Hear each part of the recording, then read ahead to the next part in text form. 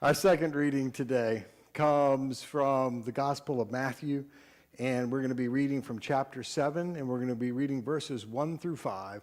This is Jesus capping off the Sermon on the Mount. Let us continue to hear from God's holy word.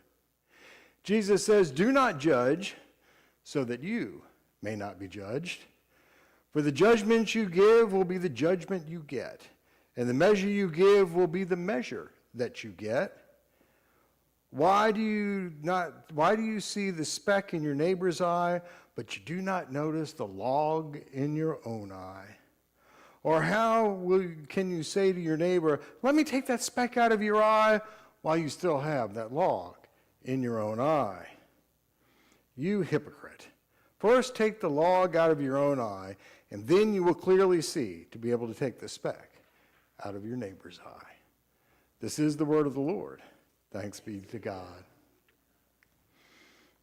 Welcome to a new sermon series this summer on passages in the Gospels that never seem to come up in the Revised Common Lectionary. Now, the Revised Common Lectionary is this tool that many mainline pastors use and music teams use to keep us focused in worship. It goes through a 3-year cycle.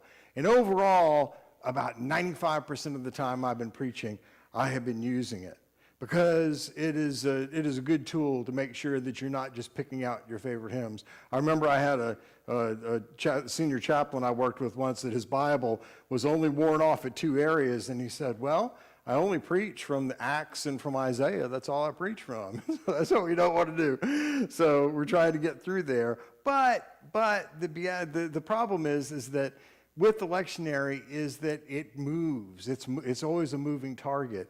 And sometimes, a few times in the past, I have, in the summer times, tried to jump off and dig into something a little more deeply. One year, I did a series on the Beatitudes all summer long. One year, I went through the whole book of Acts during the summer. One year, I took the life of King David from the time he slew Goliath all the way to the time when he passed off the kingdom to King Solomon. I just, as a preacher, want to have the opportunity sometimes to be able to dig in a little deeper, and I thought, why not pick those topics, pick those passages that just don't seem to come up in the lectionary? Shouldn't we be preaching through the whole gospel? So I thought that's the opportunity that I would jump in today. But the passage you've heard today, as you know, is not an unfamiliar one. It is no obscure saying of Jesus that nobody's ever heard of. As a matter of fact, when I read that first verse, you probably heard it in the King James Version in your head, "Judge not, lest ye be judged." It's kind of, everybody seems to know that. In the church, out of the church. Many non-Christians will quote it back to you. So, when did Jesus say this? Why did Jesus say this? What did he mean? And how do we apply it today? That's what I hope we can dig into.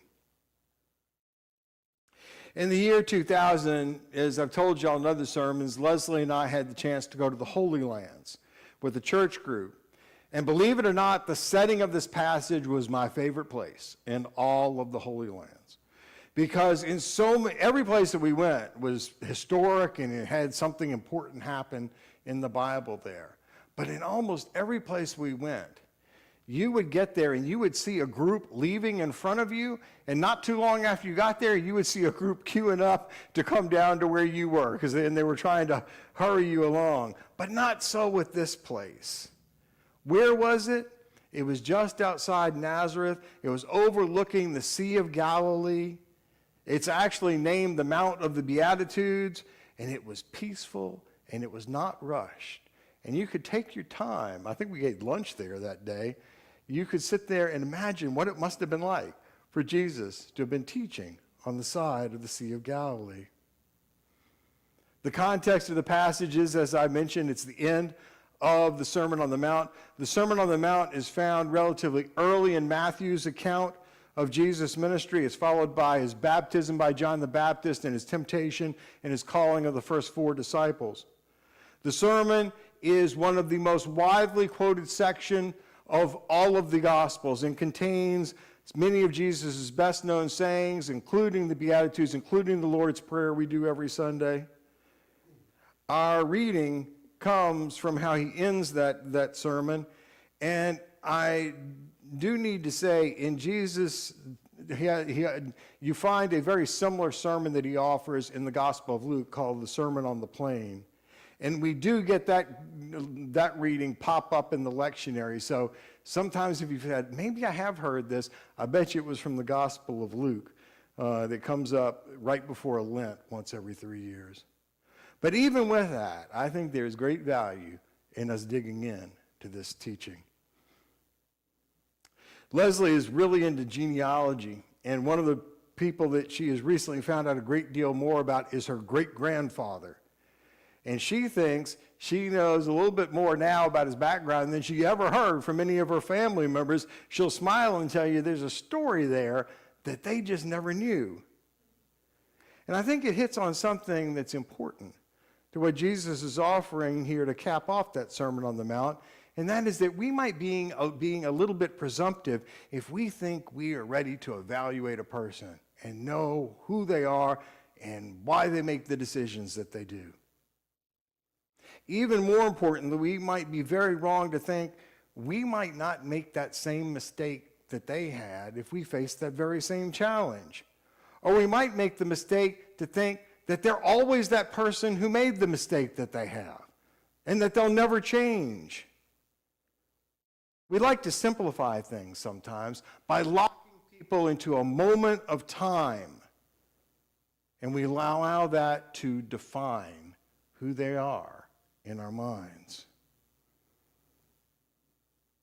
I was talking with a fellow minister from the Presbytery, John Murphy, and he was reflected on this passage. He sent me a reflection he made on this very passage, which I found valuable. And he said in it that we all prejudge people. You can't be a human being if you don't prejudge people. You meet somebody, you find out who they are, what their background is, and try to discern, what their job is or what they're studying, whatever it is, and you make some conclusions about who they might be. And there's nothing wrong with that. It's our nature to do that. But that's not what prejudice is. Prejudice is that we lock people into our prejudgments, that we don't allow anything to change our prejudgments of people. Who is that person? We decide who they are, and we are not going to change our opinion on who they are or who people like them or like. All of us prejudge, but most of us recognize that we are not called to be prejudiced. It's not a good characteristic for us to have. Jesus on the Sermon on the Mount, and in a similar sermon that he offered on the plain that I mentioned, established this new criteria for our response to people. It's not meant to replace what we find in the Hebrew Bible and what we call the Old Testament. It is meant to take it to the next level. And fundamentally, it has to do with being able to see the image of God in our neighbors and not presuming that they are somehow inherently inferior to us or the people that we love or the people that we hang out with. Consider who he uplifted in his Sermon on the Mount. He uplifted those who mourn, those who are meek, those who are seeking righteousness and haven't found it yet, but they're seeking it. Those who are merciful, those who are pure, those who are peacemakers, those who are persecuted, those who are having lies told about them for Jesus' sake. Few people would say, this is who I want to be. Put me in that list. Yet Jesus is encouraging, is kind of a core capability in us to be empathetic to others. He's encouraging us to be the type of people who cares. Who drew Jesus' attention? All those people he mentioned in the Beatitudes, all of those types of people. But again, it's not just about us understanding that's who Jesus was or who God loves. Jesus taught people that we are supposed to love them, that we are supposed to care for them, that we are supposed to be drawn to them in the same way. Jesus came and he did teach us about God, but Jesus leaned heavily into who we are supposed to be. While this is a well-known teaching of Jesus, I found relatively little written on it, which I think was interesting. And I appreciated finding John sending me his reflection on it. And what I did find was often a quick assurance that Jesus was not saying that we are to be non-discerning. Indeed, some of the essays or sermons that I read seemed to bend over backwards to want to assure Christians that it's okay for you to look out for yourself and not assume the best in other people. And while I agree, Jesus wasn't calling us to be naive, and that there indeed are dangers when we get out there in the world and start interacting with other people in the world, and we shouldn't fail to recognize that some people out there do revel in what is wrong. They like doing what is wrong. They encourage other people to do what is wrong. That Jesus was and is calling on us to try to better understand our neighbors and to work on our own failings and our own fallibilities long before we try to help other people with theirs. So how can we break this teaching? How can we go wrong? We can do so in many, many ways. To start, we can break this command every time we start off by thinking the worst in other people. We live in challenging times. We live in increasingly complex situations, and people have information coming at them from all directions. But when we run to the lowest expectations of what we have for people and believe that they're going to do the worst thing, we're moving in the opposite direction of what Jesus taught us. We break this command when we only speak to others about other people's faults, or we listen to people nonstop speaking about how wrong other people are. We do this and are definitely getting off course when we look at Jesus' teachings and we think we can judge people's entire lives from one moment in their lives, or how they responded to a really bad situation in a bad moment. When we do that, it's the opposite of being empathetic. We break this command when we want to fill in the blanks, when we don't know what people's motives are, but we say, I bet you we can guess what their motives are. That's not being who Jesus calls us to be. And again, it's always about assuming the worst. We break this command when we judge others without considering what we might have done in the same circumstances. Many of us are who we are through our education, through the families we grew up in, the jobs that we have had, the friends that we have had. Do we really think that we would be the exact same person if we grew up in another part of the country, or maybe grew up in another country, or had a different tone of skin, or grew up in a different faith tradition, or no faith tradition, or we were a different gender, or a different race, or a different economic class? Would we really be exactly the same as we are now? Leslie told me that her pastor did preach on this passage once when she was growing up. And she said that he focused in on the speck versus the plank part of the passage. You know, a speck is so small, it's so hard to see. The older I get, and I'm like, get my glasses out, can I see it?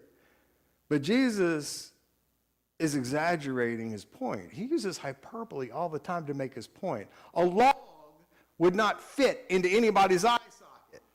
He's trying to make a point here. But Jesus is exaggerating to say, if you want to worry about people's flaws, if you want to worry about people's failures, focus on your own first. You're not going to be able to help anybody else when you've got your own issues to deal with. If you want to focus on what's wrong, look inside. Look inside first. Finally, and perhaps most significantly, we break this command when we forget the last part of what Jesus taught. and that is that we indeed are going to be judged. And we don't talk a whole lot about that in mainline churches and in Presbyterian churches. And if we do talk about it, we assume that the criteria that we're going to be judged by is God's infinite grace, God's endless love.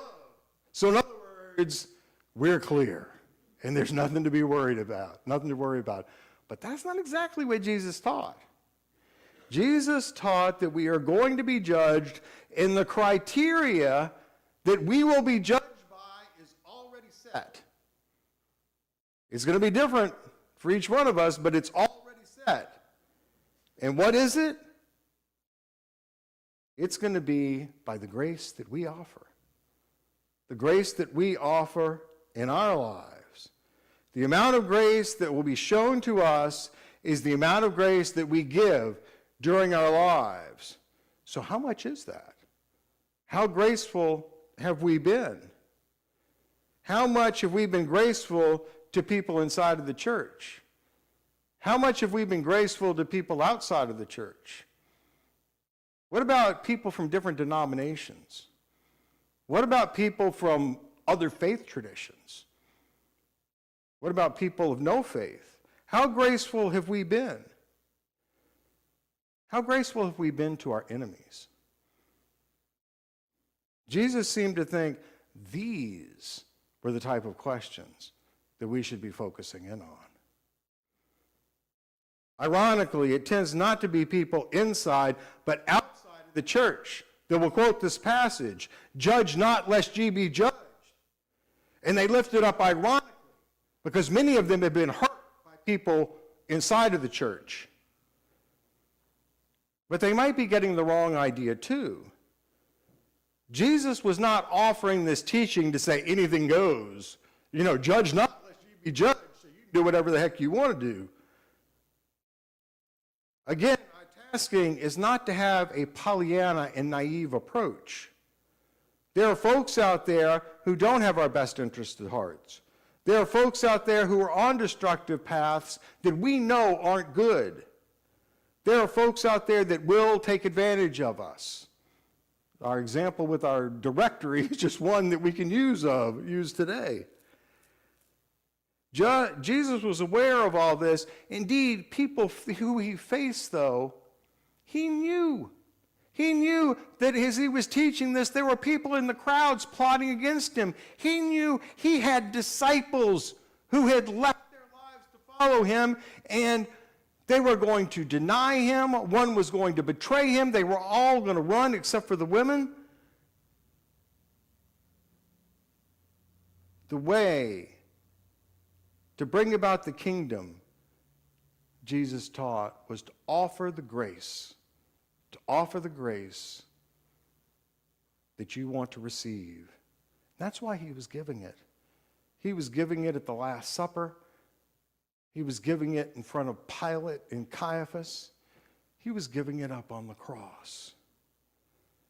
To work on ourselves and to try to understand our neighbors, even as we try to do what is right and stand for what is right.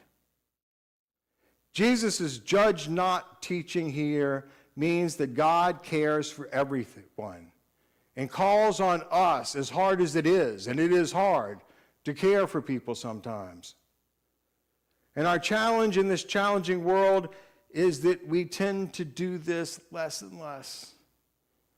It is ever so easy, especially with modern technology, just to hang out with people who are like us, to go to coffee with people who are like us, to go to dinner with people who are like us, to talk on the internet with people who are like us, who like the same kind of music as us. We have more and more choices, but we tend to use those choices to hang out with people who are as close to us as we can get. And we all do it. Just to be blunt, that's not what our society needs right now. Our society needs people who will build bridges. Our society needs people who will follow this teaching of Jesus as never before. We need to be out there as peacemakers. We need to be out there as reconcilers, people to build bridges to people who are very different from them. Not to help erect barriers between people, but to build bridges to them. Let us never let this teaching of Jesus be unspoken, and let us not let it be misused either. It needs to be a teaching that we bring more and more to heart and we try to live out. We need to work on our own issues, and we need to try to see the image of God in more and more of our neighbors. And we need to practice the amazing grace that we hope to get from God.